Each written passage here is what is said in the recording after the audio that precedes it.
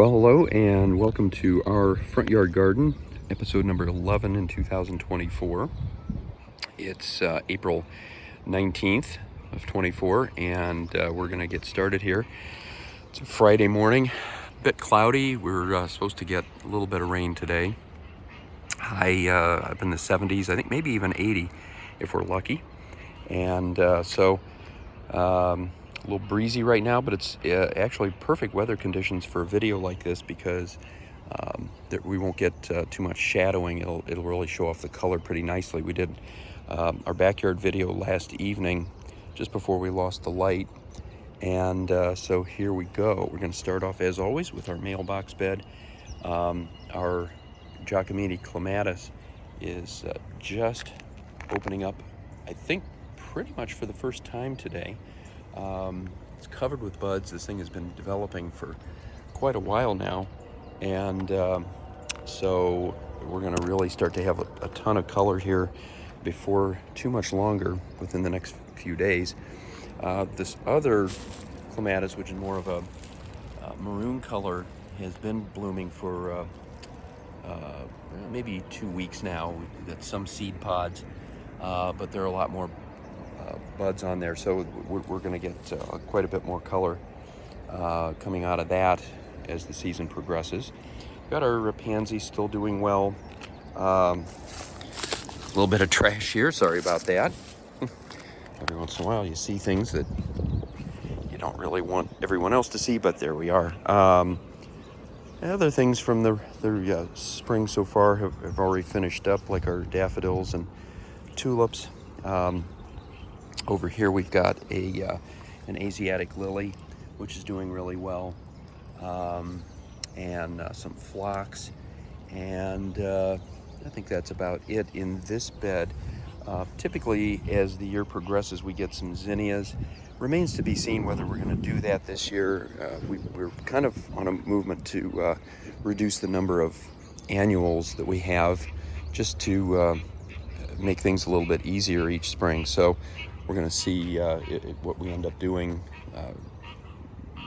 We bought a few marigolds, a few vinca, things like that have done well, but we've gradually eliminated over the last few years things that have not done well down here, like petunias, and we've also kind of evaluated what does well where.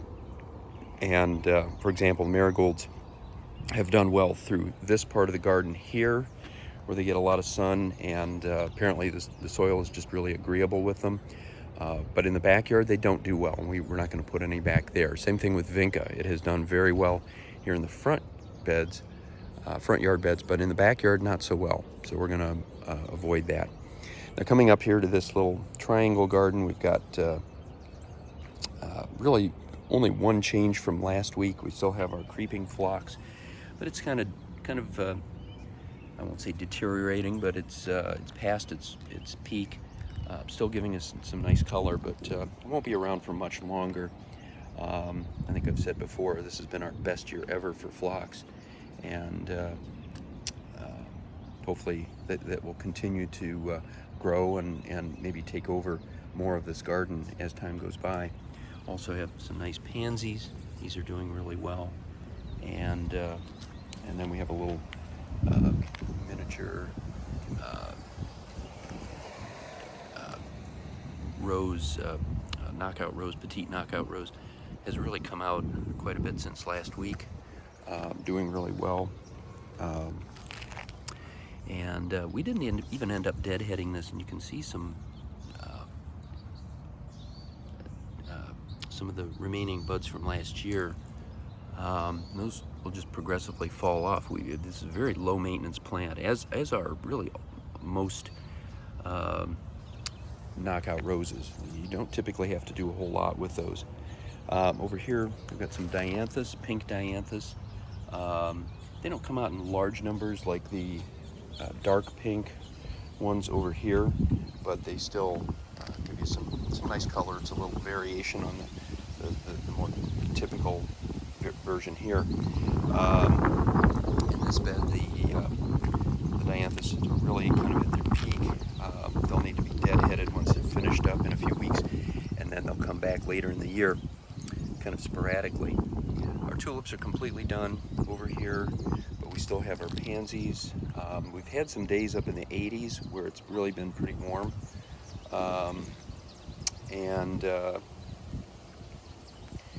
So pansies don't like the heat. I can kind of see some of the effects of that, but these should continue to bloom probably for another 2 months, usually by about mid-June when we start to approach the 90s.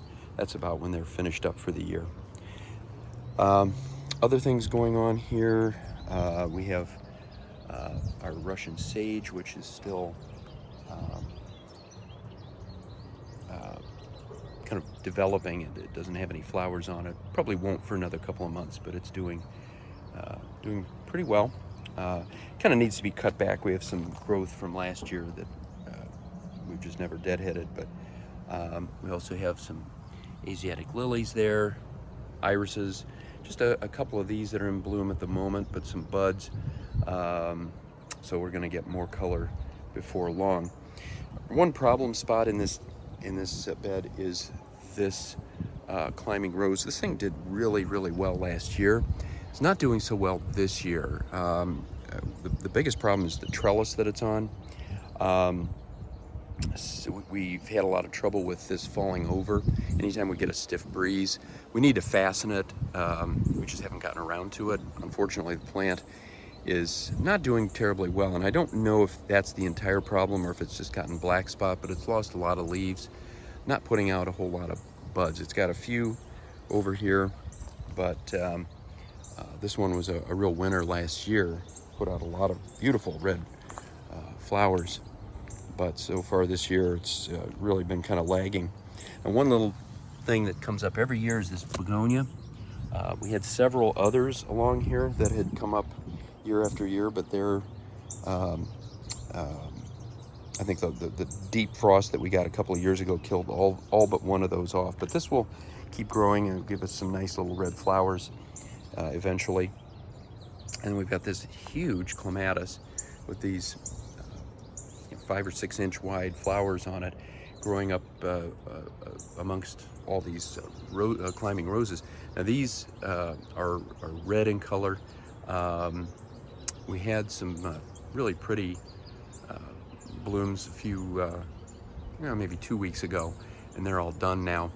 But we do have some more buds, so we'll get some more color. These things are not terribly prolific, unfortunately, but they are they're still worthwhile.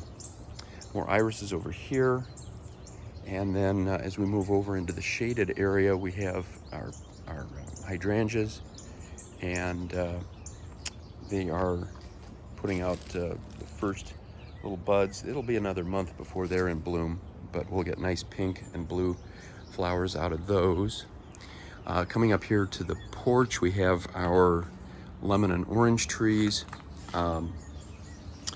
The primary lemon that we've had for about three or 4 years now, doing well. I'm sorry, this is the orange tree. It looks good. There's a lot of new growth on it this year. Still have not gotten any buds for flowers. I'm not sure what to quite expect with this. It's nice foliage, but overall from the standpoint of fruit, it's been very disappointing. And kind of the same thing here with this main lemon.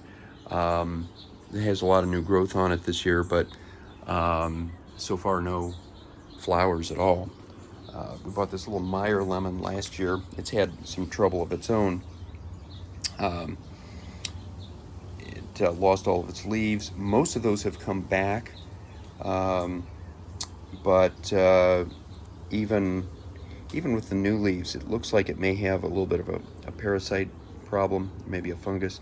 Not an expert on these things, but we had a bunch of buds maybe a month ago that came out, and unfortunately most of them have just fallen off, and 2 or 3 of them have opened up, and they smell wonderful. It smells like a lemon grove, but again, I don't think we're going to get any fruit out of these. I think unfortunately we're too far north. The conditions are just not really ideal for citrus fruits. in northern South Carolina. We're at about 1,000 feet elevation here, and so we do get frosts. We do get some cooler weather that is not ideal for these, but I'm going to keep trying and see what happens. Over here, we've got more hydrangeas that are developing. Again, probably a month or so before they do anything. And then the viburnum have already peaked. They peaked this past week, I would say, and now we're starting to lose them slowly. The heat really does these in. We're supposed to have slightly cooler weather in the coming week, so that may work out for them. And then a lot of things that are kind of finished up in this area. We've got hyacinth that's gone to seed. We've got daffodils, tulips, all finished. And then one snapdragon in this area that's doing really reasonably well, and then several back in here that are doing very well.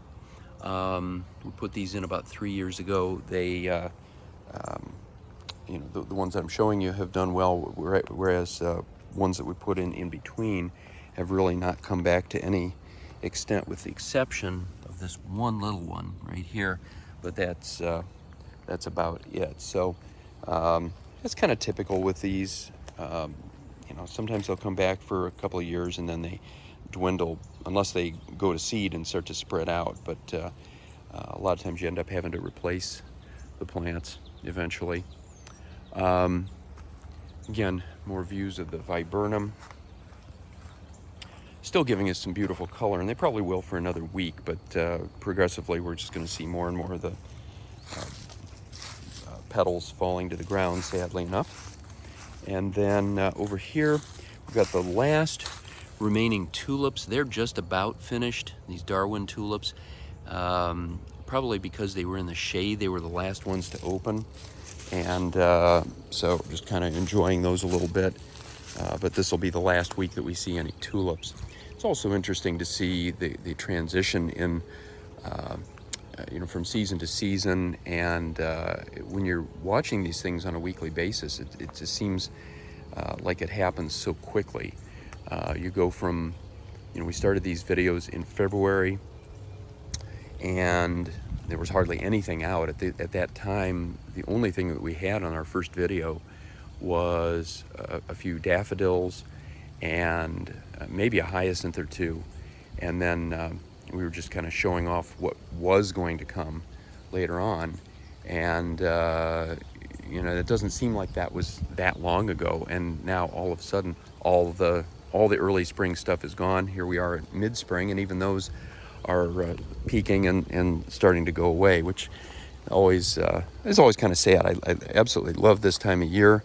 April is just a wonderful time in our garden in this part of the country. When we were in Ohio, usually it was about a month later, even a month and a half later.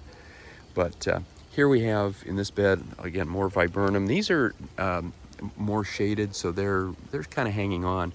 Got a lot of azaleas here. They're peaking right now. This one has kind of a mix of light and dark pink. Same thing with this one. It's kind of hidden a little bit. And then a bunch of irises. Now, these have just come up on their own from our neighbors next door. They've just sort of spread. I don't know if it's not really a seed thing, but we didn't plant these, and they have just come up on their own very nicely.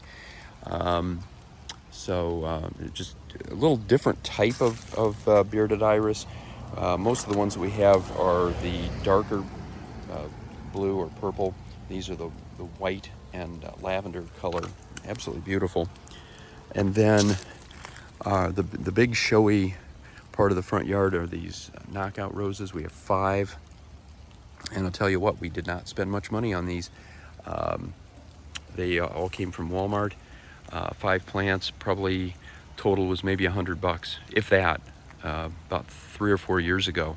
And every year they come back and they look like this, and they'll continue to give us color for quite a while.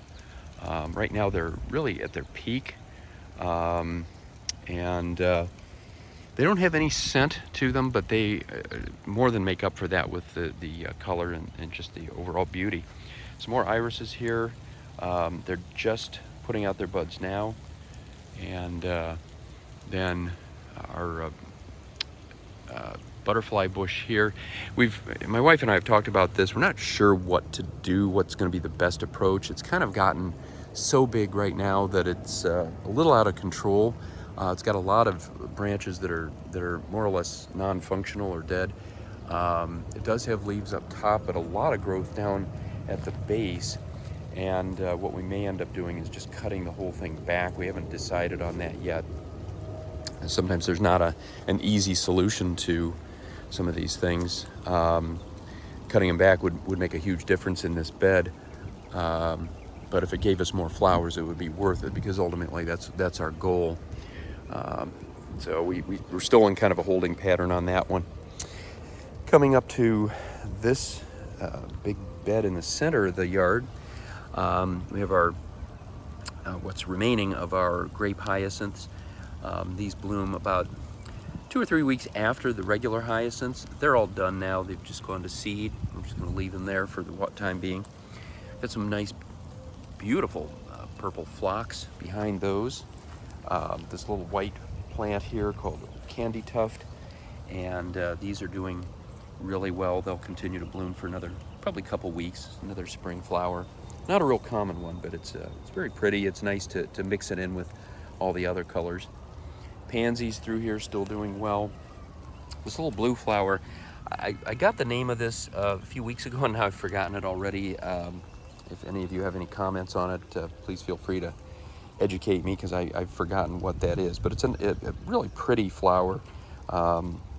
Just a kind of a ground cover thing, sort of like the ajuga that we have in the front. And that reminds me, a part of the yard that I forgot to show off earlier, and I'll go back over there in a minute. Other things here in this part of the yard are this climbing rose, and it's coming out now. Beautiful sort of coral colored flowers, and it's got a lot of buds on it, so we should get a lot of flowers on that before too much longer.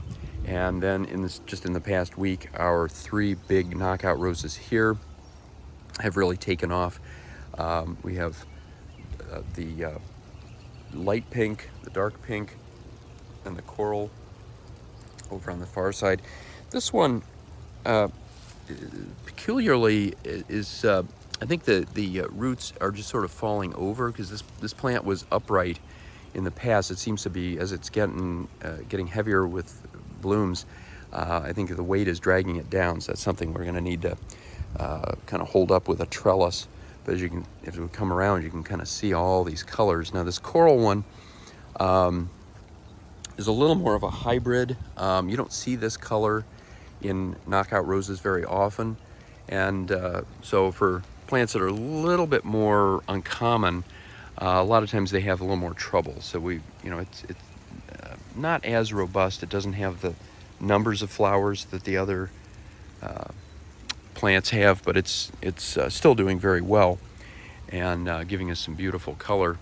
And then, of course, dianthus here doing well, and we've got big daylilies. These will come out in another couple of months. They give us some absolutely beautiful flowers, orange and some other colors with ruffles. They're very hybrid, very beautiful. And then get some dianthus in here. We've got monarda growing out of the ground. These come back every year. Also known as bee balm. These will give us some nice red flowers in the late spring, early summer.